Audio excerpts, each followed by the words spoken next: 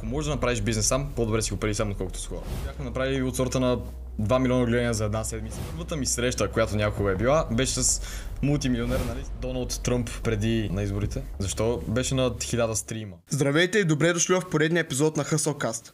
Днес на гости ми е Венелин Йорданов, собственик и основател на маркетинг агенцията Vision Studios, която седи зад един от най-варал продукти на лято 2025, а именно Ice Pro. Този епизод на подкаста се реализира с помощта на Varnapreneurs и на Varna Podcast Club. Ако и ти искаш да стартираш свой собствен подкаст или да снимаш професионално съдържание за социалните си мрежи, можеш да разбереш повече на Varna Podcast Club. Здравей, добре дошъл. Здравей. Радвам се, че прие поканата ми. За мен е чест да стои друг младеж срещу мен. И на мен ми е много приятно. Представи се с малко повече думи за хората, които ни гледат в момента. За всички хора, които ни гледат, мога да кажа, че аз съм един наистина млад привърженик на бизнес средите в България, особено като става дума за агенция.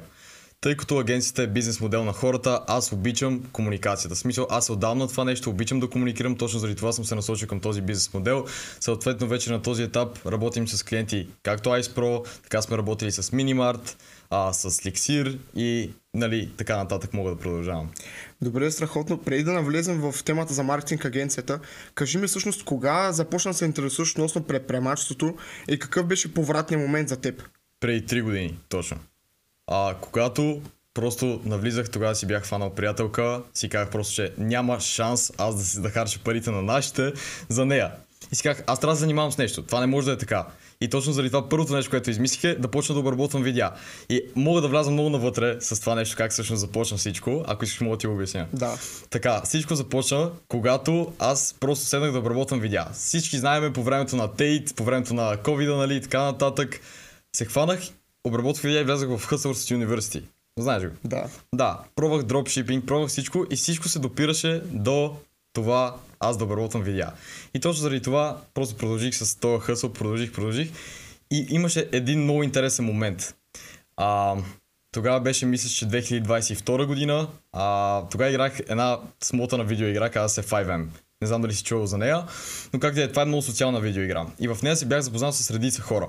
И в един момент си бях казал, че няма как да продължавам да играя. И когато реших да направя този оттиск, когато реших да се отдръпна от тази игра, тогава започнах да се занимавам много повече с видеообработката. И получих едно телефонно обаждане от човек, който в момента седи до мене, на който съм изключително благодарен. Това е Стефан, това е моя бизнес съдружник и съосновател на Vision Studios. Точно тогава, когато той ми се обади, седнахме заедно и от тогава не сме спирали, буквално сме толкова задружени. И да. Добре, как всъщност направихте връзката с Стефан?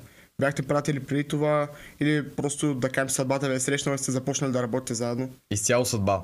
Запознахме се във видеоиграта, след което мене да работи, това ми беше първия клиент, италянец. Той се казваше Ризията и не имаше хора, които да клипват съдържание. За контент креатори като Стив Уилдуит, Селина Смит, това са големи инфлуенсъри, които са на worldwide ниво. И ми беше него. Един ден просто решавам, нека погледна какви са ни общи приятели с него и виждам Стефан, същото момче, с което съм се запознал в тази игра. И от тогава буквално сме седнали и не сме спряли. Накратко, 2 години сме седяли онлайн, не сме се виждали на живо. Вау. Да. Вау. Добре. Започвайки да градиш маркетинг агенция, кажи ми, кои бяха най-големите трудности, които срещна първите 6 месеца, да кажем? Първите 6 месеца. Че си мислиш, че знаеш всичко, но не знаеш нищо. Добре, ако трябва да влезеш малко подробно в детайли, в началото, да кажем, започвайки да намираш клиенти. Какъв беше процесът? Процесът по намиране на клиенти. Със сигурност е много безплатен труд. Много безплатен труд, за да можеш просто да се утвърдиш в тази среда. Приемаш колкото се може повече безплатен труд, за да може името ти да се разчуе. Когато се разчуе вече, тогава съответно можеш да чарджваш, да си двексваш цените и така нататък. Но в началото, първото нещо, което направих за първи ми официален клиент на агенцията, тогава не беше точно официален, беше, че аз ходих в Атлетик Фитнес в София. И тогава просто бях видял и се бях запознал с един от управителите на един от фитнесите, който след това му пичнах това да помагам със съдържанието. И той директно ме свърза с собствениците и първата ми среща, която някога е била, беше с мултимилионер, съответно на собственика на Athletic Fitness, аз даже съм открит. Аз не разбирам абсолютно нищо. Те седат, той беше собственика и сина му. Седят и ми гледат втренчено, аз не знам какво да говоря. И седа им предлагам това, което правя. Съответно, така започна всичко. И помниш как мина самата среща? Самата среща, със сигурност бях много притеснен, което е изключително нормално нещо. Да, влизаш в такива среди, бях много надъхан преди това. Влязох в срещата, беше ми много интересно, защото просто виждах как се случват нещата, виждах тях какво ги интересува като потенциален клиент на такъв бизнес модел и горе така се развиха нещата. След това започнахме работа, правихме някакви неща, обаче приключиха естествено, защото просто не разбирах нищо и това беше самата истина. Добре, тогава как се почувства това, че се приключи работа с теб? Всъщност и ти до тогава имаш ли други изградени клиенти, с които да работиш, или това е да кажем, че е било първият ти клиент и единствен, той е приключил и ти реално си пак на нулата и се чуеш какво да правиш? Ами не съм бил на нулата, всъщност имах няколко клиента, които просто ни плащаха за едитинг. И ние просто аутсорсвахме работата, нали, на хора, които познаваме, общи приятели и от там започнахме. Не съм бил на нулата, но това беше единствения официален, нали, клиент, където измислихме идеите, самите кампании, снимахме видеята, което е много по-голям процес от просто обработка на видеа. Абсолютно е така. Вие всъщност с Стефан в един град ли живеете или отделно? Не, открито ще кажа, аз съм от София, Стефан е от Нова Загора. На другия край на България, буквално. Това попречи ли по някакъв начин комуникацията между вас двамата, защото все пак вие движите един бизнес? До ден днешен си говорим по цял ден с него. В смисъл, той ми е като втората приятелка, да кажем, буквално. Толкова много си комуникираме с него, че даже не усещам кога времето отминава. И не, това не по никакъв начин не ми е попречило. В смисъл, всичко е въпрос на желание. Добре, а как успявате да се разпределяте работата? Тоест, каква е реално твоята роля в маркетинг агенцията и каква е неговата? Малко хора имат визия. И това е нещо, което е изключително подценявано. В смисъл, ти ако имаш идея, имаш визията как да я реализираш, ти имаш много повече от хора, които нямат тази визия. Съответно, аз съм от хората, които просто преместват клечката напред. Слагат иновациите в агенцията, които са изключително нужни, докато той е човек, който е по-техничен. Човека с повече търпение, който може да се вглъби в една задача повече време. Аз съм човека, който намира хората, с които работим, защото съм намерил поне 80% от хората, с които работим вътре в агенцията, почти целият ми екип де-факто, както и клиентите, с които сме работили. Аз съм презентирал това, което правим, по такъв начин, по който да им хареса на тях. Съответно, аз гледам просто да меси клечката напред. Добре, ако трябва да сложиш под общ знаменател всички брандове, с които си работил, кое е основното нещо, което те търсят и което вие може да им предложите, а другите маркетинг агенции не? Масовост. Не гледаме да вземем много пари за малко работа, гледаме да вземем достатъчно пари за много работа. Количеството само по себе си е качество. Алекс Хормози го е казал това нещо. Количеството само по себе си е качество. И това е факт. Защото при маркетинга може да се погледне като игра на цифри. Колкото повече съдържание имаш и постваш, толкова по-бързо можеш да направиш тестовете и да решиш кое работи и кое не работи. Съответно това може да предложим, точно заради това имаме много добри анализи и съответно от анализите идват и резултатите, като подобряваме. Абсолютно. Добре, кажи ми сравнение с сега. Как изглежда един твой ден спрямо маркетинг агенцията сега и преди 3 години в началото, като започваш?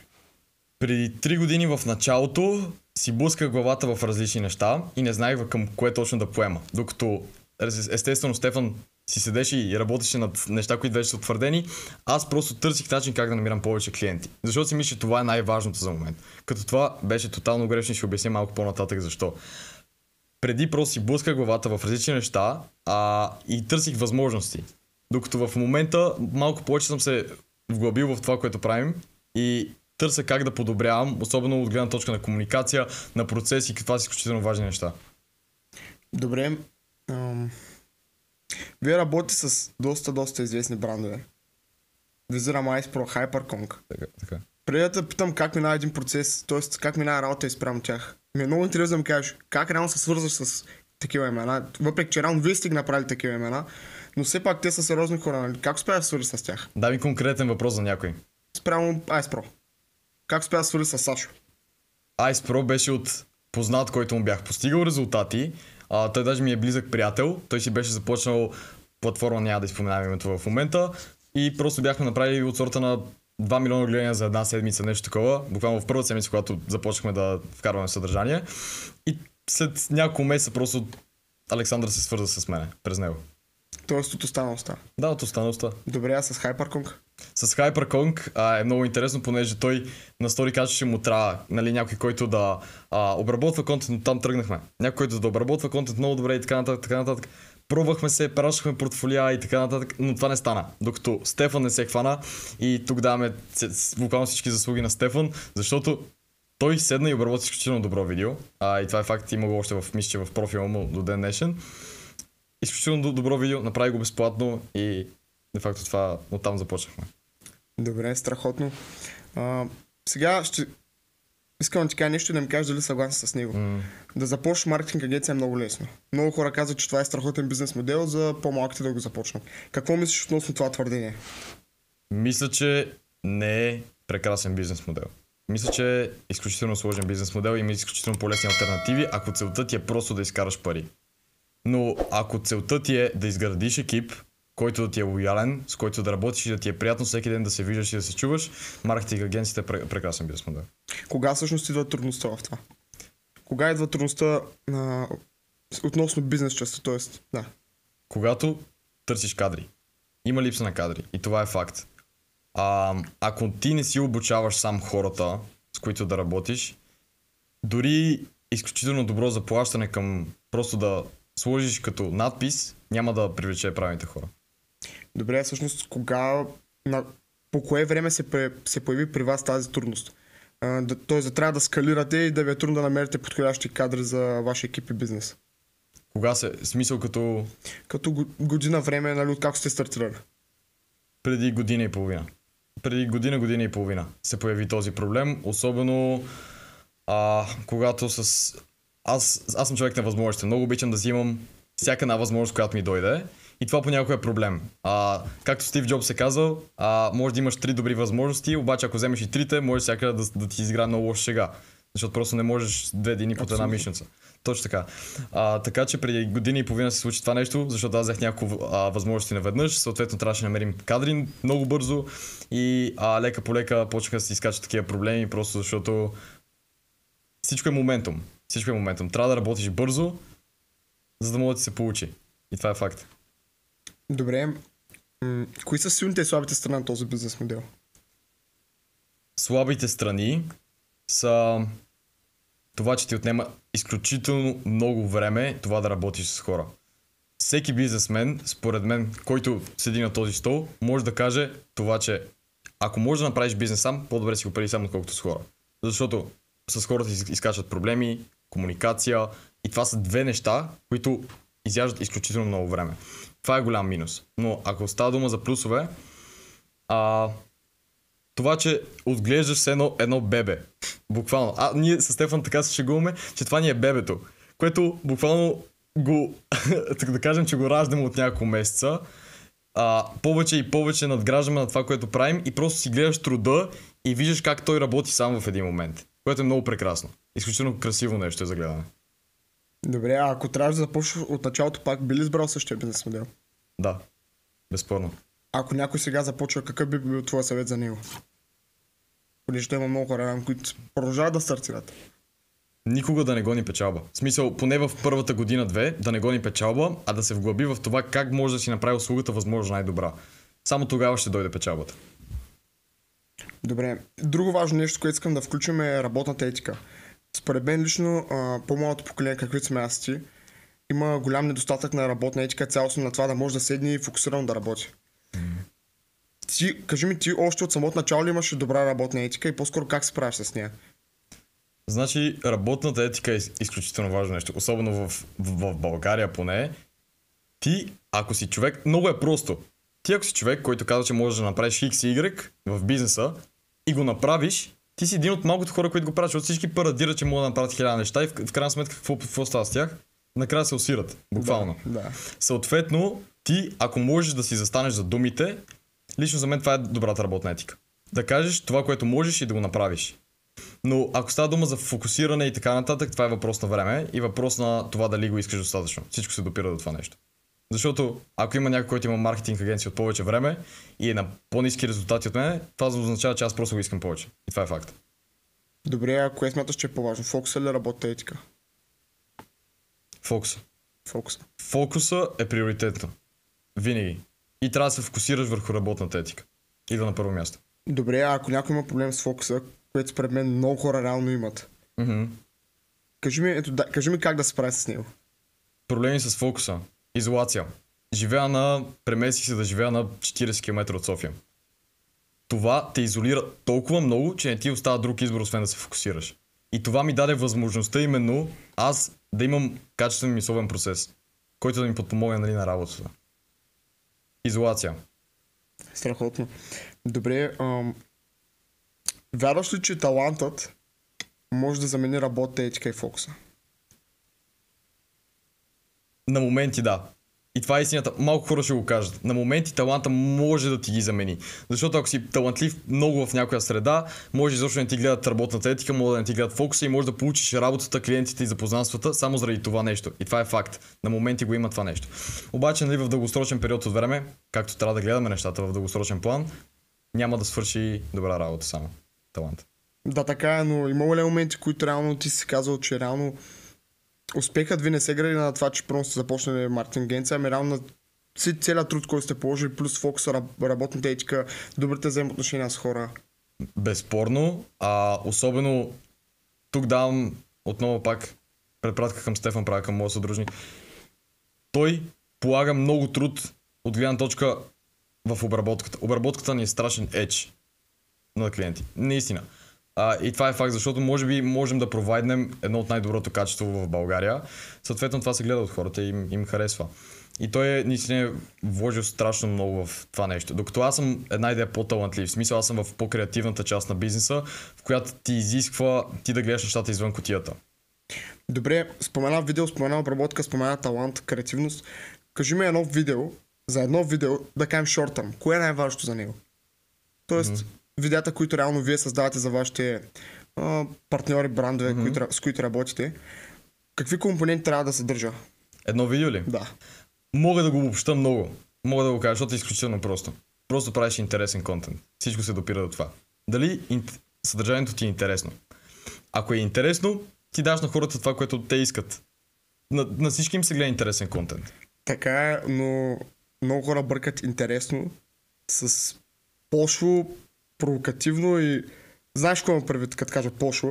Има страшно много хора, които правят контент, но изглеждат като, как да се изкажа, като малко малумни. Не знам точно как. Да, разбирам. Какво мислиш за това? Мисля, че хората трябва, особено за тези хора, които всички знаем кои са, че контента, който те изкарват, те привличат определен тип хора с тях. И те най-вероятно с този контент продават нещо на бакенд. Така ли е? Не всички, но Добре, да кажем някоя част от тях продават. Да, някой да. Всички монетизират по някакъв начин. Крайна сметка. Така че те трябва да си помислят малко какъв тип хора просто привличат. Защото с такъв тип контент, който е просто провокативен, да, естествено, ще имат голям ръст изведнъж, но ще привлекат наистина хора, които няма да са им в таргет групата и гарантирам за това нещо.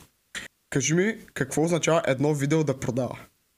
Какво означава едно видео да продава? Да, понеже съм чул много хора в интернет да казват, че не е просто да качеш вайрал видео, ами видеото да продава. Да, това е факт. Ще дам много интересен пример. Ето, с Сашо, всички е пред нас, Ice Pro. Какво правиме с този интересен формат видеа? Нали всички гледаме коментара горе, нали го чете. Това е много интересен формат. Обаче, това е реклама. Това е рекламно видео. Всичко се върти около това той да яде сладоледа му. И хората им е интересно да го гледат. Има 600 000 органични...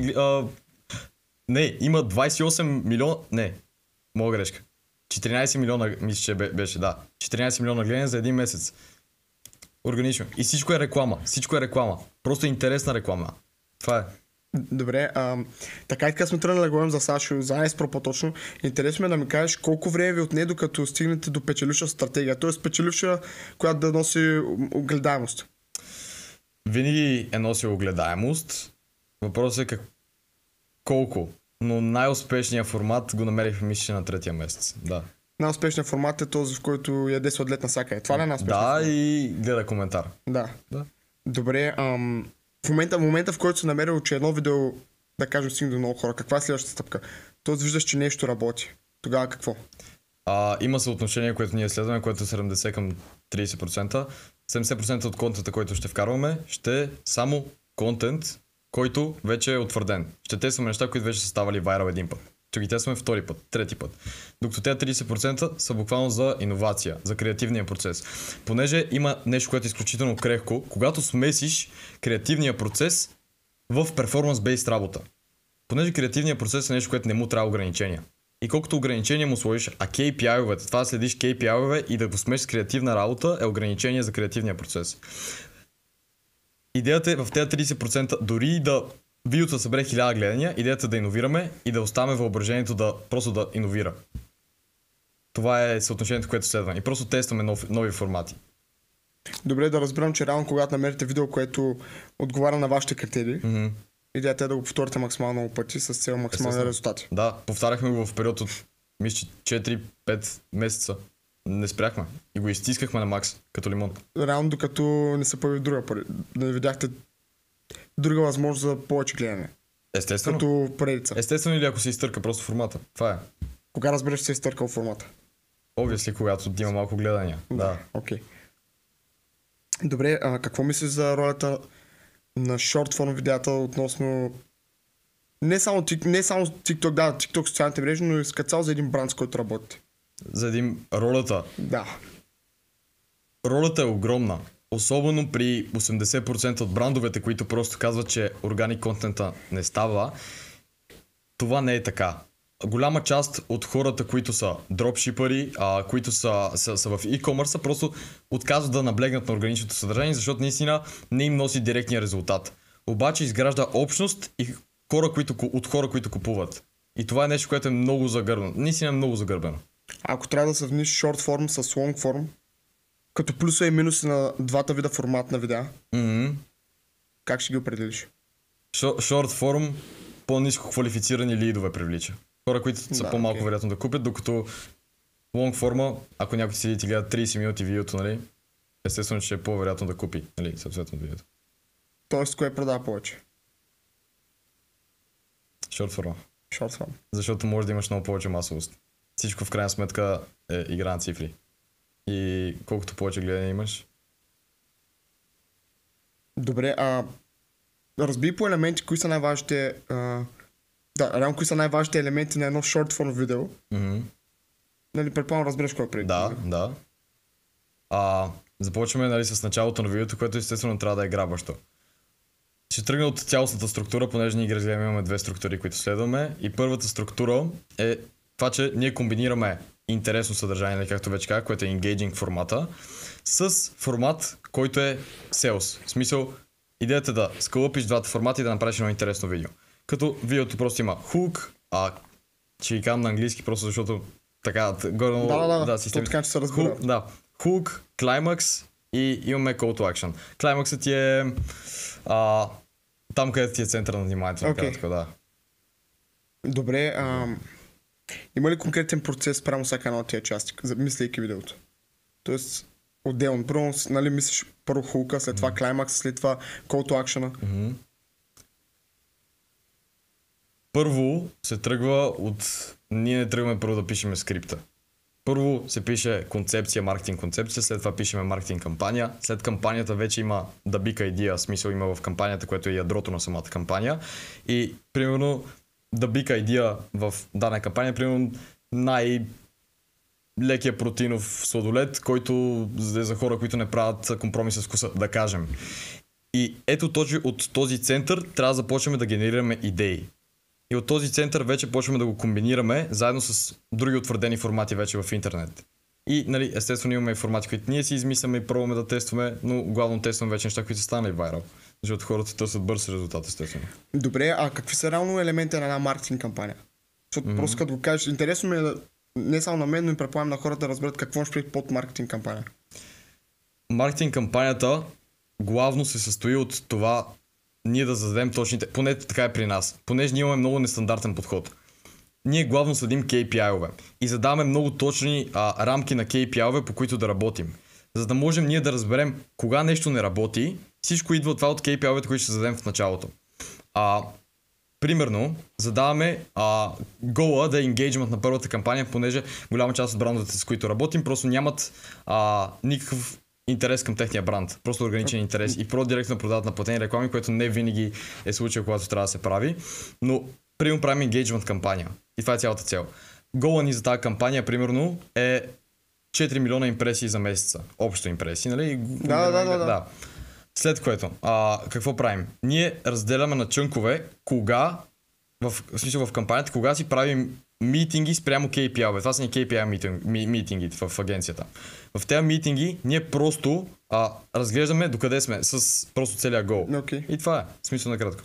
Имаме вече The Big Idea, имаме офертите, защото ние имаме няколко видео оферти, които просто АБ тестваме просто през месеца, да ми кой ще работи най-добре.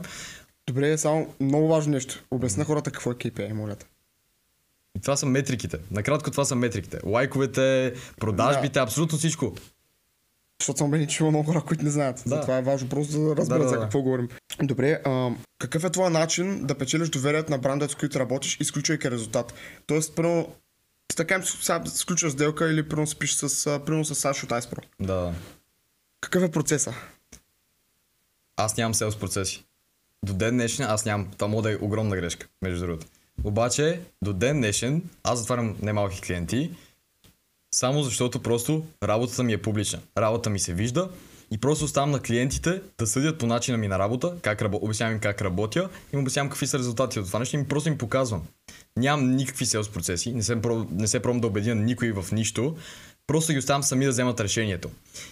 И целият ми фокус е върху това аз да имам изключително добро сервис деливери. И само това е. Разбираш ли? Да, реално разчиташ на добрата услуга, а не на продажбената част. Да, точно. Аз смяташ, че продажбената част може да помогне да стигнете още по-надалеч. Със сигурност. Със сигурност може, обаче това е когато се скейла наистина на изключително голямо ниво. Това е бизнес в България, в който няма страшно голям lead flow, няма много... Да. Да. Окей.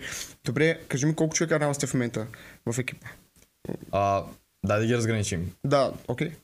Добре, имаме 5 човека, които си фултайм, де-факто на трудов. Имаме 5 човека. Имаме 6 човека, които са си парт-тайм и всеки месец има работа за тях. Естествено има дори странични UGC-та, които си снимаме с тях и им плащаме, но не ги броя тях. Но има 6 човека, които активно си работят. Отделно. Това са доста хора. Да. Има ли си лоши ситуации с хора, които са искали да работят за теб? Или ти си искал да работиш с теб? Да. Добре, дай ми пример за някоя ситуация.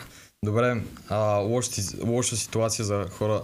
Има много хора, които просто имат много перспектива и влизат и не си вършат работата качествено, само защото си мислят, че по този начин ми правят някаква огромна услуга на мене, примерно. Или че облагата в крайна сметка е моя.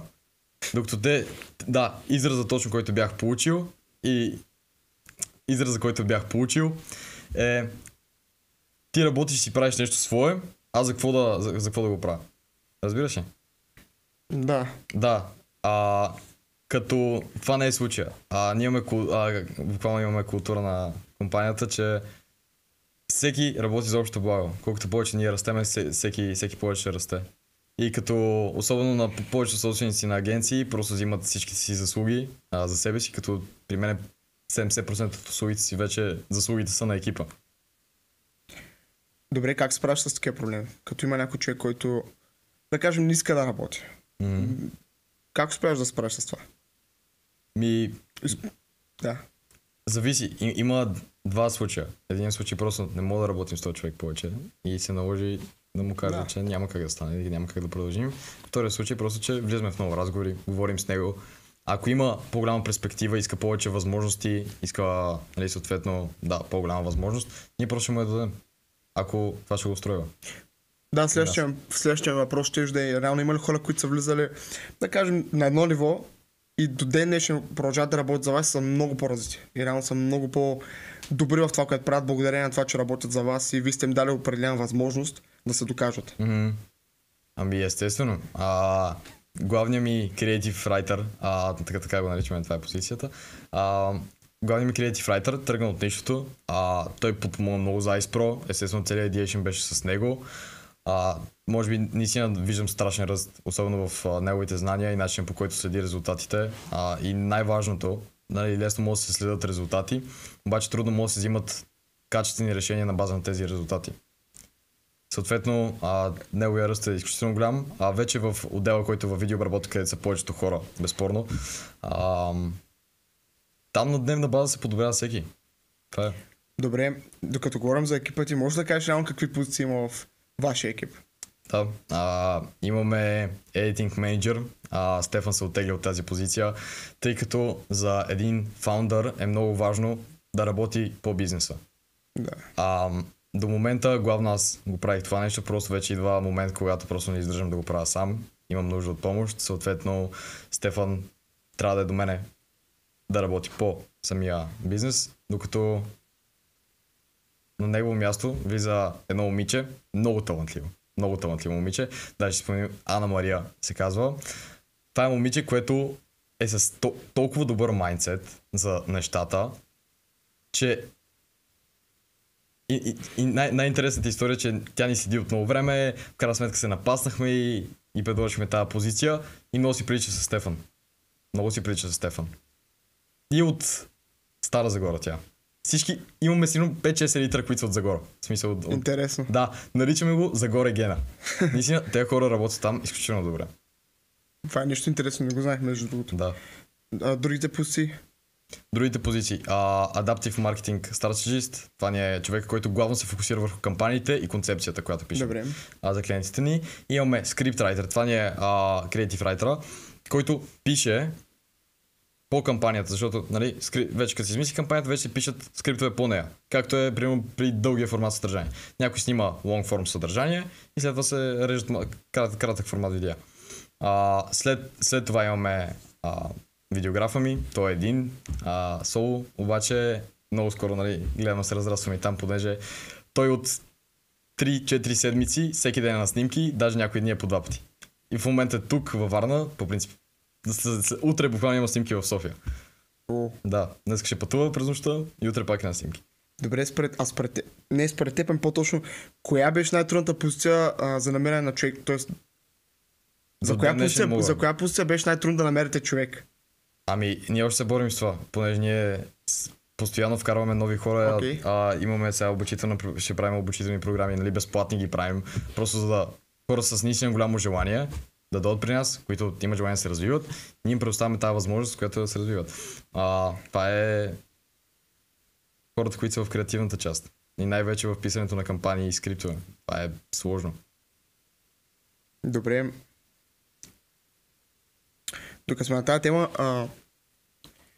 интегрирате ли по някакъв начин изкуствен интелект във вашия бизнес? По принцип не бях планирал да говоря за това нещо, обаче почваме... Имаме си вече човек, с който почваме да вкараме точно тази услуга, понеже наистина е много напреднал изкуствен интелект, безспорно. И всеки, който не е влязъл още в него, просто не съм го тествал, не знам как ще работим с него, не знам как нали, ще се получи нещата, така че не искам да говоря още много. Нали, гледам да говоря на база на резултати. Добре, всъщност колко клиента имате в момента, които работят с вашата агенция? Често ти казвам, не знам. Ориентировъчно поне. Или са 8, или са 11. Едно от двете. Понеже ние имаме, освен клиенти, ние имаме агенции, които аутсорсват на нас работа. Познати, които имат нали, съответно агенции. Имаме агенции в Дубай, която са буквално банда видеографи, които ходят и снимат наистина много добри видеа и просто аутсорсват целия editing и ideation на нас. Добре, работи с немалко клиенти и то на доста високо ниво. Това означава, че би трябвало да има и немалък поток на пари, който минава през вашата агенция. Така. Има ли момента, в който парите са те изкушили по някакъв начин и са те отклонили от основната ти цел? Не. Това е истината. Не са смисъл, мен основната ми цел да изграда екип. Екип, който просто... Това е общност, което правя. Не ми е целта просто да направя нещо, от което ще мога да печеля много пари, защото най-малкото, ако исках да печеля много пари, ще я започна инфопродукт. Много добре знам как се прави, знам как се брандира и знам как да го продавам. И знам как да го направя качествено. Де факто, мога да отсея половината гурута в България, както се вика, с инфопродукти и да изкарам нали, добра сума пари. Обаче мене целта ми е тотално различна. Искам да изграда общност от хора, които обичат и харесват това, което правят. И да го правим заедно. Добре, споменаем в продукти гуртата, нека да поговорим малко и за това.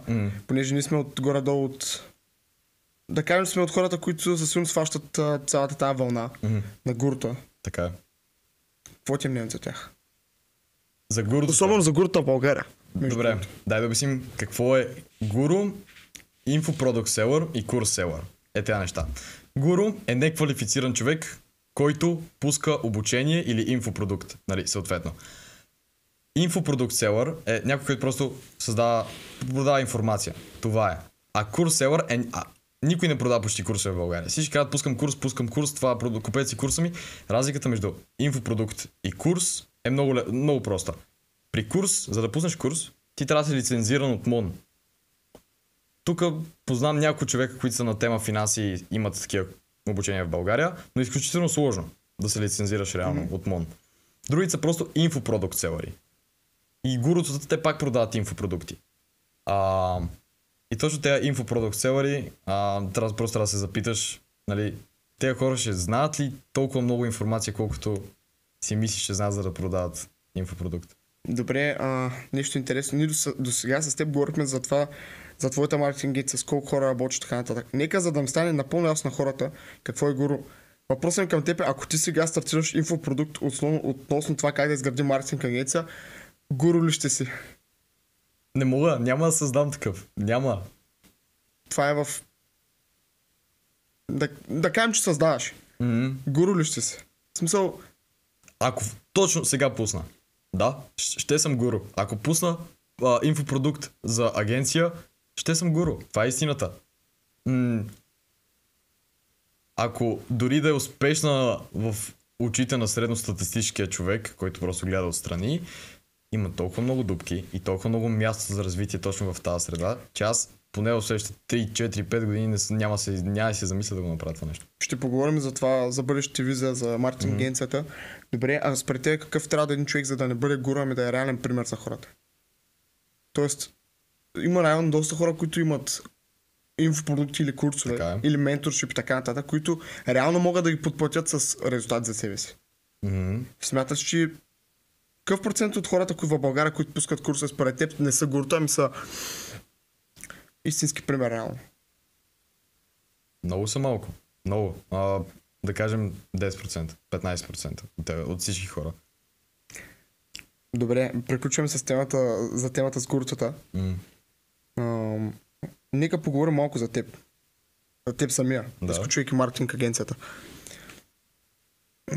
През цялото това време, в което вие градите нещо, трябва да има нещо, което, как да кажа, убеден съм, че сте имали трудни ситуации, за които също няма да изгледа да поговорим, но минавайки през тези трудни ситуации, ти трябва да има нещо, което те води напред. Каква е твоята водеща сила? Така да го кажем. Моята водеща сила. Партньорството с Стефан, общата мисия, общата вяра и нали за мен Бог. Добре. Цялостно според теб колко е важно човек да вярва просто в нещо. Нали, няма значение нали Бог, за да може да върви напред. Защото има страшно много трудности и нали всеки човек, който се занимава с какъвто и да е бизнес, като цяло може да го каже. И според мен всеки, който го прави само за пари, много бързо на трета, четвърта трудност да се предава. Истината е, че само вярата може да ти гарантира нещо. Тъй като ти, ако вярваш, нека да кажем така, ти ако вярваш, че 15 000 лева, да кажем, просто са много пари, ти се поставяш в рамка. И това е факт. Обаче ако си представяш са малко, ама наистина си убеден в това нещо, тогава наистина ще са малко за теб. И вярата е нещо, което ти създава рамката на живота. В каквото вярваш, в това нещо ти ще се насочиш. Добре. А какво е твоето мнение относно манифестацията? И ако трябва да разграничим манифестацията и вярата, смисъл, гледаш ли като нещо отделно или по-скоро като нещо цялостно? Гледам и като нещо цялостно. Защото манифестацията е просто ти... Манифестацията е инструмент ти да се убедиш в нещо. И да повярваш в него. Това е. Нали, има много грешни мисли за манифестацията и така нататък, че трябва да седиш пред огледалото. Въпреки, че и това е факт. Ако има жена, която просто, да кажем, се гледа пред огледалото и си казва, аз ще направя 100 000, аз ще направя 100 000, аз ще направя 100 000, толкова съм хубава, ще направя 100 000.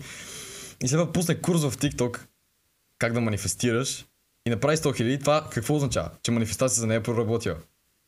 Реално да, но има много хора, които... Аз също познавам лично много такива хора, които аз виждам, пред мен лично се самоубеждават в нещо. Тоест те реално си изкривяват цялата истина. Аз гледайки отстрани виждам, че да кажем, нали, приемам го по друг начин. Според мен, примерно това, което си говорят е малко тъгоничево.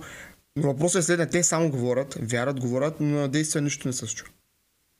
Не смяташ, че това е една много лоша крайност на манифестацията. Има много хора, които вярват, че могат да постигнат нещо, наистина го вярват, но реално нищо не правят.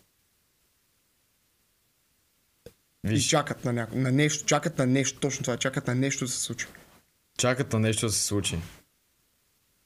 И тогава имат изкривени представи за живота като цяло, не за манифестация, защото просто живота не работи точно така. Естествено, ти ако се запътиш в една среда и си в нея 5 години, работиш само в това нещо и искаш да ти дойде някаква много добра възможност, но в същия момент и работиш, естествено, че ще идват десетки добри възможности. Но ако ти реално просто не правиш абсолютно нищо по въпроса, няма как да се получи. И това е факт. Да, така е. Добре да кажем, че вървиш на правилен път. Това е нещо интересно. Вървиш на правилен път и ти идват постоянно нови възможности. Било то за още един клиент в бизнеса ти или като цяло за нова бизнес идея. Кажи ми как Венелин би реагирал на това, че той е приел нова бизнес идея в момента. Би ли я приел, би ли я върнал? Говоря за бизнес идея, която ти виждаш потенциал, не е... Нали? Бих я отхвърлял. Имам фокус върху няколко неща и това ми е приоритет. А ти говориш за предложение или за нещо, което е хрумнало на теб? И ми хрумват много добри идеи. Наистина. Особено за продукти, които да се продават. Имам много добри идеи. Въпросът е, че предпочитам да си сложа фокуса в нещо, което е много перспективно. И агенцията за мен е нещо много перспективно. Защото просто, освен че е бизнес модел, в който създаваш общност, хора, които най-малкото това е много отговорен бизнес модел. Защото те хора, примерно, разчитат на тебе. Примерно отиват на почивка следващия месец, имат отпуска 5 дни и ще ходят до Франция. Те разчитат на тебе ти да им платиш. Разчитат на тебе ти да им осигуриш по-добро заплащане и най-малкото може да порасне това изключително много. Мен ми харесва перспективата. Точно визията, за която говоря. Добре, ви сте скалирали доста добре, нали, спрямо... Субективно. Значи, да, тя да кажа спрямо... не възрастта, но... Добре, да го кажем така, спрямо доста други маркетинг агенции, спрямо цялостната конкуренция в България. Така да го кажа. Има много по-големи клиенти от мен в България. Така е, не го отричам. Но кажи ми реално на къде си целите вие? Целим се към върха, да станем номер едно, много ясно. Какво е успеха за теб в такъв случай? Добре, успеха спрямо маркетинг агенцията, по-точно. Успеха спрямо маркетинг агенцията. Да. Като някой чуе думата агенция в България, се сеща за мен и за Vision Studios. А искаш ли да е момента, в който реално ти като собственик да не си нужен за тази маркетинг агенция, т.е. тя да си процесите да се случват сами без теб, това ли е крайната ти цел? И ти просто да можеш един вид да са, както ти каза по-рано, с Стефан двамата да се наслаждават на нещо като бебе, което е пораснало и вече работи за вас изцяло. Не, ми харесва много съм в работния процес. Лично на мен ми харесва отчасти да съм в него, но е много интересно също и да го надзираш, защото винаги ще има дупки, винаги ще има пропуски, винаги ще трябва иновация. Винаги ще появяват нови неща, еволюция. И лично според мен това е малко необятно. Естествено, че има един момент, в който даже и в момента имат някои, нали, съответно клиенти и те клиенти го знаят това нещо, че аз не правя нищо при тях. И това е факт, защото просто нямам тази нужда.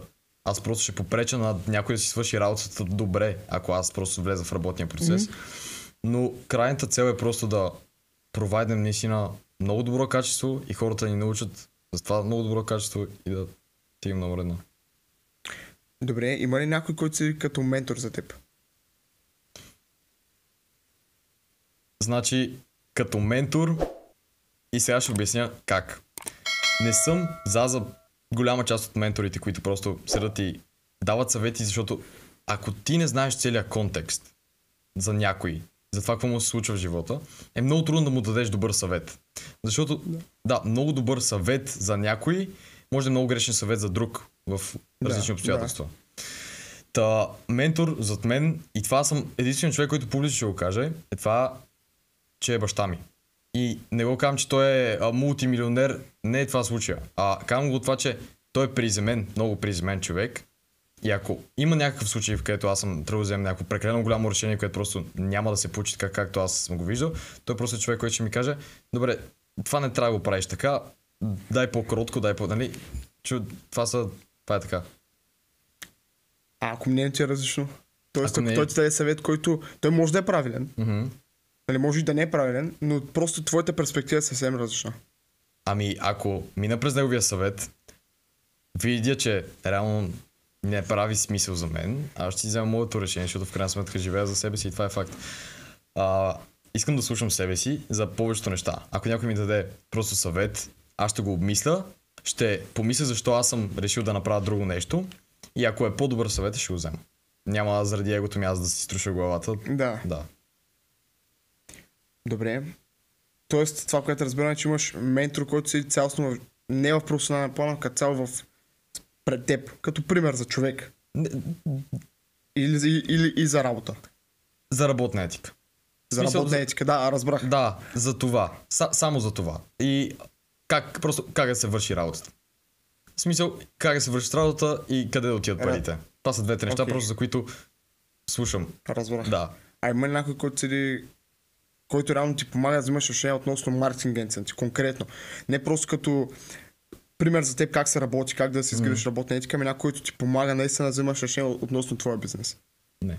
Няма. Не. Добре. А като цяло за или против менторството си? Ако трябва да съм честен, съм от голяма част против. Смятам, че всеки, естествено на някой може да му отполза, естествено в момента, ако имам някой с 30 години опит в бизнеса, някой да ми даде съвет, би ми било от полза, обаче те 30 години са били тотално различни от това, което е в момента. Защото аз съм убеден, че от части услугата ни е по-добра на хора, които са вече силно 30 години в този бизнес. Това какво означава? Че ние можем да дадем съвет на тях. Тогава това е малко субективно, нали, с менторството. От една гледна точка, да. Но в действителност много хора сядали тук на столовете, които дори на много по-напредна възраст имат ментори. И не винаги трябва ментор да е платен. Това е друго нещо, което е важно да се знае. Нали? Предвид, че някой човек е на много високо ниво, по принцип него реално пари не му трябват. Но и те са споделили това, че реално да имаш ментора и това най-вероятно много път си учил самото нещо, че просто той много пъти е много представ, където ти минаш. Не казвам, че някой е минал 100 пъти през маркетинг агенцията ти, примерно. Да. Но за много бизнес, примерно, това може да е валидно. Да, така е. Понеже много неща са, вярно е, че много неща се променят, но и много неща се повтарят. При маркетинг агенцията, виж, това е хората постоянно, всеки човек си е различен, истината. И ти работиш винаги с тотално различен човек от другия. Стандартно да, но аз съм убеден в това, че едни и същи грешки се повтарят във всяка на маркетинг агенция. До един момент. Даже... Да. Всяка грешка се забелязва. Не знам. Да. Всяка грешка, аз знам, аз съм открит, аз имам дупки. В смисъл, естествено, че имам дупки. Всеки има дупки. Въпросът е, че аз съм достатъчно самоосъзнат, аз да знам къде са тези дупки и съм достатъчно самоосъзнат, че аз ще седна и ще оправя тези неща. Просто това е много дълъг процес. Да, така, но не смяташ, че ако имаш някой, който да седи като ментор пред теб, ще ти помогне да избегнеш тези дупки по някакъв начин. Точно това, което реално ти не виждаш на момента, правейки нещо. Защото ако сега някой дойде пред теб и сега започва маркетинг агенция и примерно да каже, че ти си му ментор, нали? Защото да кажем, че си видял някаква вяра, видял си него като човек, който ще стигне далече. Качества. Да. И ти сега тръгнеш да му кажеш как да започне. Смяташ, че на него ти самия ще му спестиш страшно много усилия. Ще му спестя страшно много усилия. Ясно е, че всеки трябва да се блъска главата. Това е ясно, всеки трябва да се извърви своя път, но със сигурност има много неща, които на всеки ще е много по-лесно да бъдат избегнати, то като от глупа и грешки, като огромни грешки. Реално. Само един съвет бих дал, което е просто всичко, което правиш е различен процес. Всяко едно малко действие е различен процес. Този процес трябва да може да се следи по някакъв начин. Това трябва да е измеримо на 100%, за да може да се делегира правилно задачата. Това е единственото нещо, което мога да дам като съвет. Защото ако имаш система за всяко едно нещо и след това в крайна сметка имаш добър резултат, значи системите ти работят. Което е супер. Ако имаш системи за всяко едно нещо, имаш лош резултат, значи че имаш проблем в системата. Връщаш се, търсиш. Пак. Да, реално ти си привърженик на това сам да кажем сам да правиш грешки, после след това да търсиш отново къде са реално грешките, да ги оправяш, да намераш решения. Да минеш сам през пътя. През пътя. Да кажем, че съм привърженик на това нещо. Добре, в началото като започваше, откъде ти черпеш знания? Ти каза, едитинга каза от, нали, си спрямо Хъсъс университето. От константна практика. От там си черпих знанията. Просто толкова много си блъсках главата в дадено нещо, че просто научих нещата.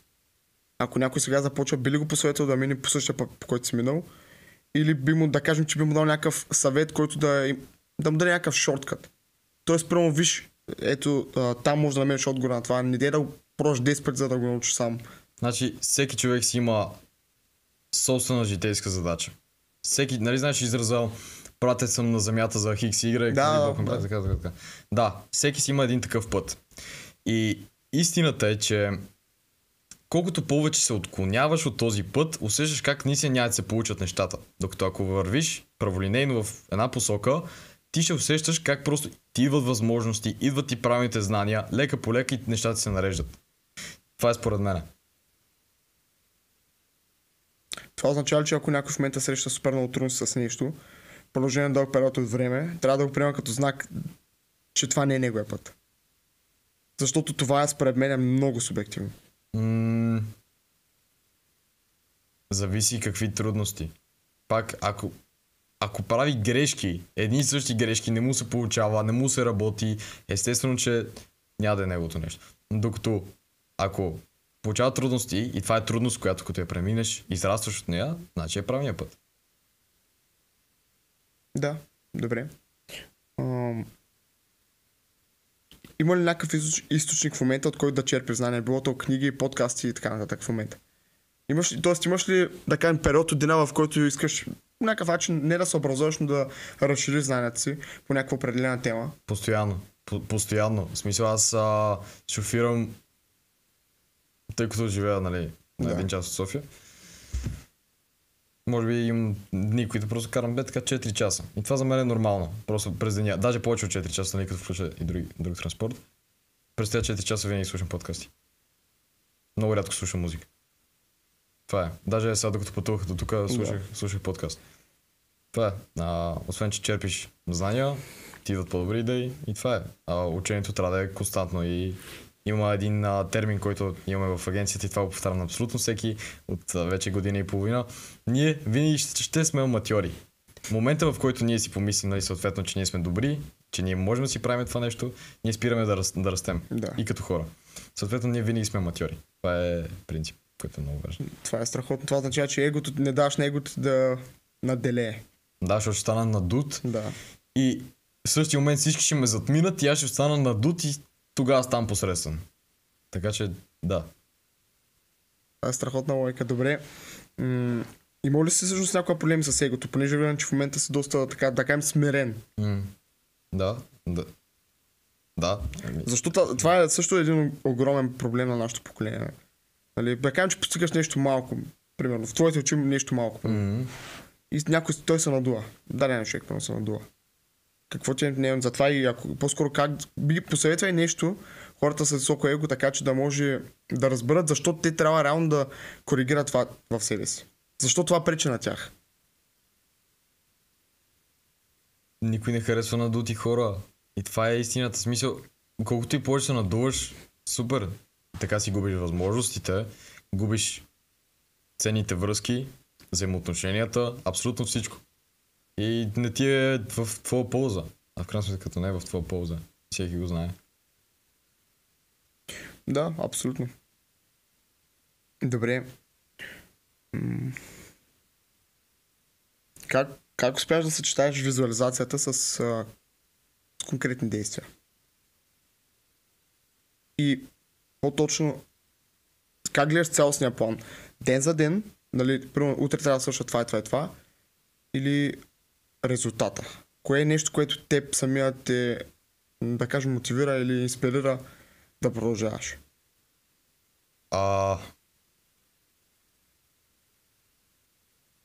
Мотивираме качеството.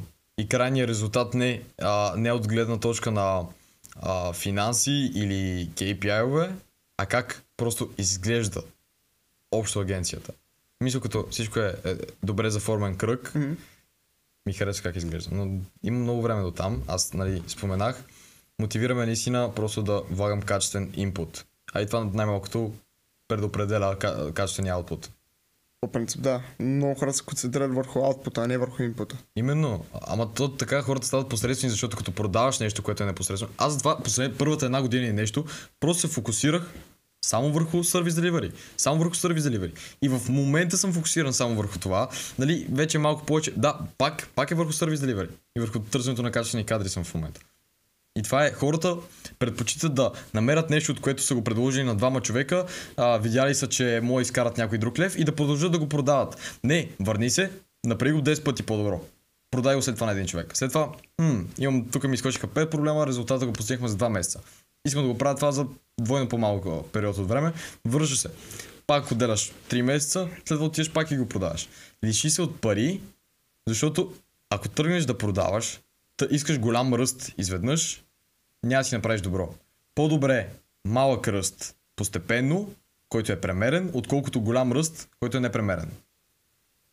Абсолютно. Да. Добре, дай да поговорим още малко за теб самия. Къде искаш да бъдеш след 5, да кажем след 5 години? Не само от страна на бизнес и от страна на лична гледна точка. От страна на бизнес, ако трябва да съм честен, след 5 години, добре, няма да говоря много в конкретика, но безспорно искам да вляза след време в онлайн търговията, имам някакъв интерес там, но не е чак толкова голям, колкото в агенцията. Онлайн търговията лично за мен е много приятен бизнес модел, просто защото продаваш просто продукт и наблягаш на качеството на един продукт, след това мога да продадеш колкото си искаш пъти, както се казва, нали? Не е точно така, но да. Близко.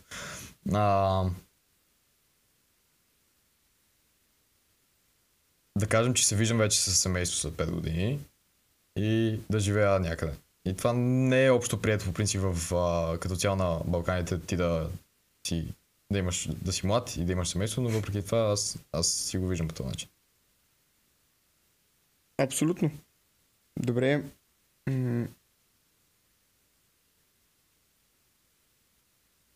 Има ли момент, в който да си кажеш, нали, примерно относно бизнес, добре, тук свърши добра работа, защото ти как искаш да влезеш в сектора на онлайн търговията?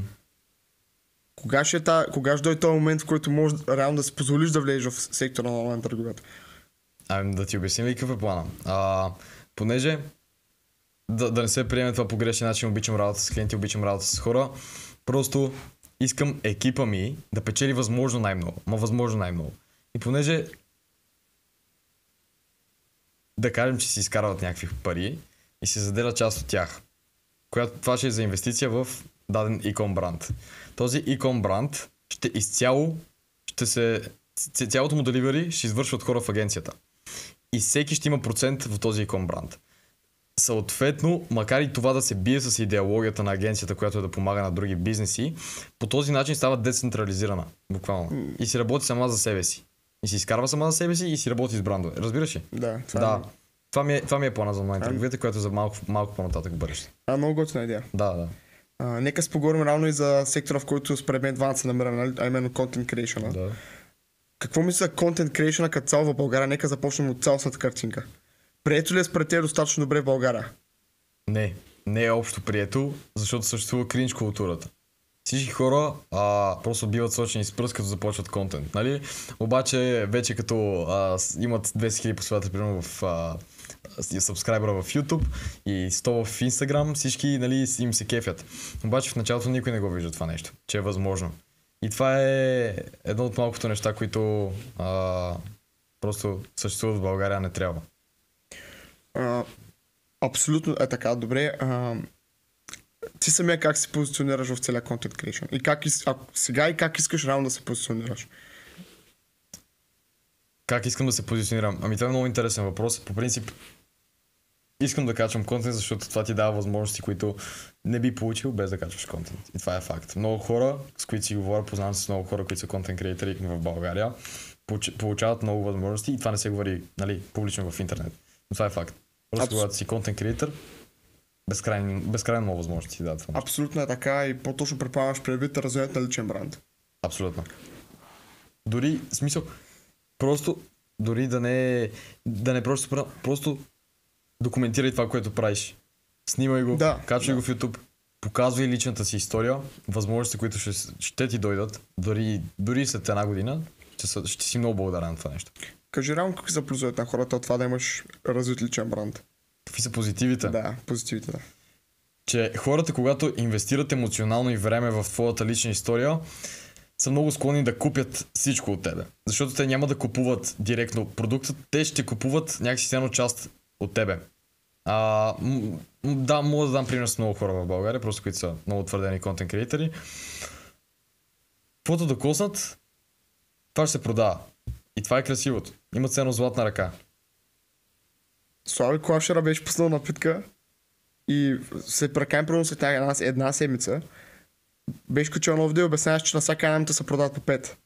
Да. Което е достатъчно добър пример да разберат хората реално каква е силата на това да си контент креатор и в един момент вече, в който хората да гледат, са инвестирали точно както той каза, време в твоята история. Ние имаме държавни служители, които са в TikTok постоянно, качват си видеа. Не е случайно. Не е случайно. Защо според тебе Доналд Тръмп преди, нали, на изборите, защо беше на 1000 стрима? Отида на 3-4 стрима. И след това излизаше контент, който беше клипнат. Естествено, защото и те почват да разбират важността на това нещо, просто се показва в социалните мрежи. Абсолютно. Добре, кажи ми, къде искаш точно ти да се позиционираш? Защо според мен в България има основно на два типа се делят контент креаторите. Едни са такива, които качат страшно много простия. Да. Които си виждам, особено предимно в TikTok е това. Така. И другите са такива, които качват провокативни видеа от примерно Дубай, нали, пак с цел да продават нещо. Къде ти се позиционираш между тях?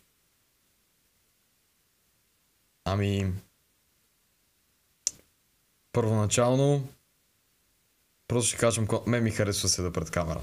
Това е истината. Обичам да се снимам, както и да звучи това отстрани, да ме интересува. Обичам да се снимам, обичам да седа пред камера, обичам да говоря пред камера. Вода интересен живот, нали, спрямо повечето хора. Мога да покажа интересни неща и да говоря за интересни неща. Така че смятам, че не искам да се позиционирам по определен начин. Искам да се позиционирам точно като Венелин. Разбираш ли? Няма да следа някой и да кажа, добре, искам да съм между тези два сегмента. Да. Точно това е, че хората искам да инвестират в моята лична история. Да, реално за това и те питах, защото аз че ти няма да се позиционираш никъде от двете места. Да. Има ли качествени контент креатори в България? От коя гледна точка на качество? Стойностна информация. Стойностна информация. Това са вече educational, защото има много хора, които просто качват entertaining контент. Защото entertaining контента по принцип винаги е год. В смисъл винаги е най-доброто нещо, което мога да качваш. Реално да. Да. Добре, от гледна точка на добър пример. Нека така, на добър пример и на това да имат, хем да имат добро влияние, хем да стават viral. Защото има много хора, които искат да качват educational контент, но просто не успяват да стигат до много хора. Според мен Деян. Да. Трейзър, да. Освен него? Той за мен е много добър пример на контент креатор. В смисъл, трябва да имам пример от някой, това ще от него, на тип контент, просто защото наистина просто дава си личната история на хората. И това е. И я дава много подробно, нали, доколкото може. Абсолютно да. Той е човек просто, който трябва да следва за пример за контент. Почна от буквално от нищото и наистина направи нещо много голямо. Да. И покрай точно това е... Предполагам всички знаят, нали, за него, но покрай това нещо изгради не един, даже няколко смея да твърдя успешни икон бранда. Да. iStyle най-вече.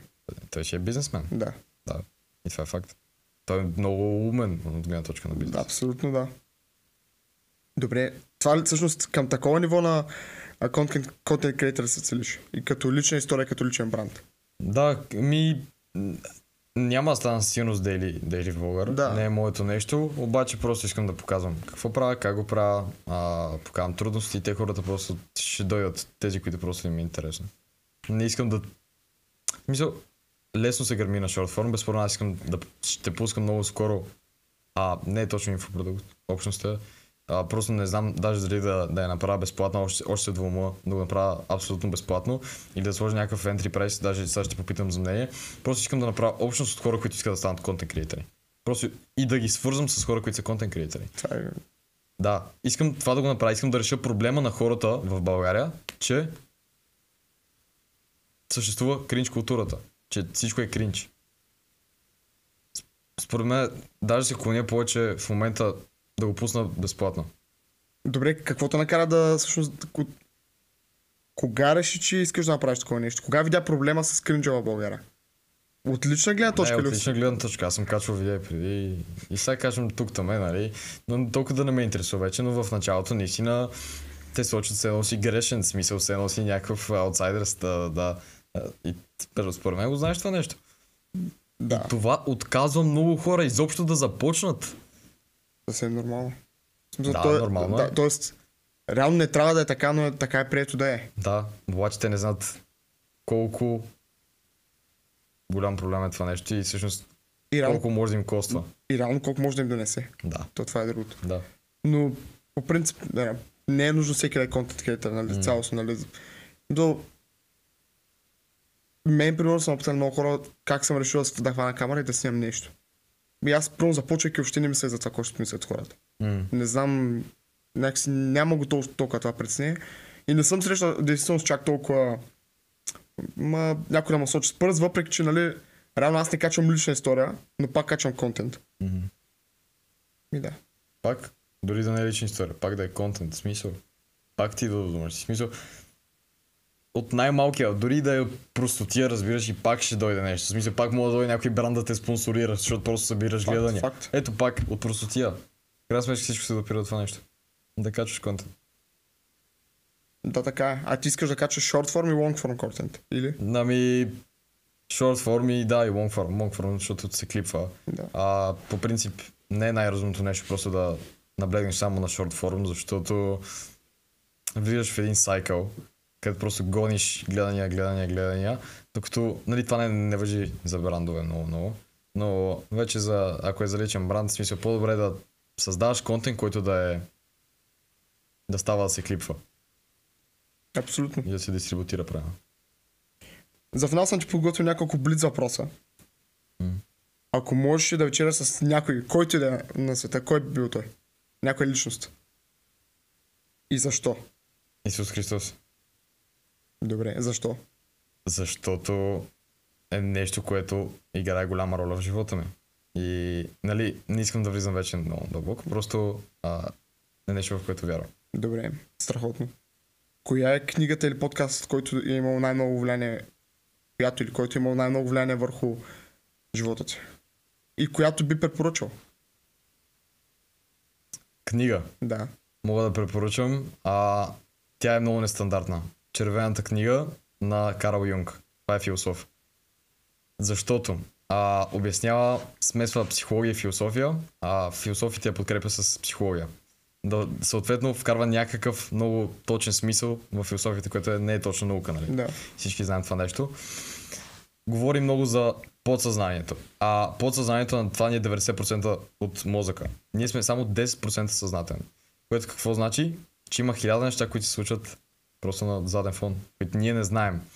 И трябва да можем да разбираме отчасти какво се случва там. Защото в противен случай можем да сме изключително негативно настроени срещу себе си. И да имаме много лоша себеоценка, което много да ни влияе на абсолютно всяко нещо, което правим. Брутално. Подкаст? Подкаст. Има ли някой подкаст, който да помниш с нещо на някой? Не. Често казвам, наистина, ми ще се кажеше Майк Милър. Човека, ще излъжа за името, може някъде тук да го оставим евентуално после.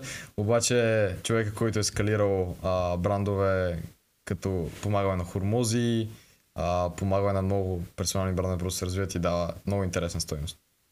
Добре, супер. Какво правиш, за да се изключиш тотално? Тоест искаш да спочинеш. Какво правиш, за да се изключиш тотално от работа? Има ли такива моменти всъщност за теб?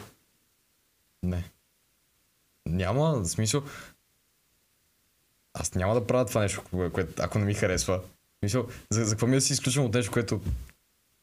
Има трудни моменти, има досадни неща, обаче пак харесва ми. В смисъл, Да. крайният резултат след 3, 4, 5, 10 години пак ще е там. Така че... Защо ми е? Добре, ако трябва да опишеш успеха с една дума, коя ще е тя? С една дума. Да. Семейство. Страхотно добре. И последния въпрос. Добър.